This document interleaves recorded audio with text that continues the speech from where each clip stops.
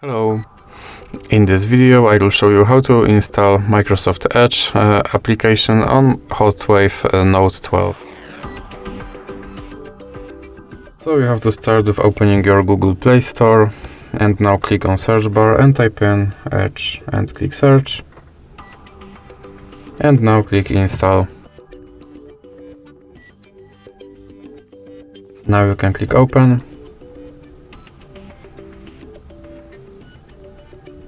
And here you can click skip introduction, and now you can customize your homepage, or you can click not now. Here you can sign in to sync your data, or you can click not now. Now you can make your Microsoft Edge your default browser, or you can click not now.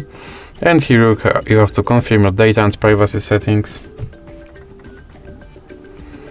And your Microsoft Edge is now all set up, so that's it for this video. If you liked it, please remember to leave a like and subscribe.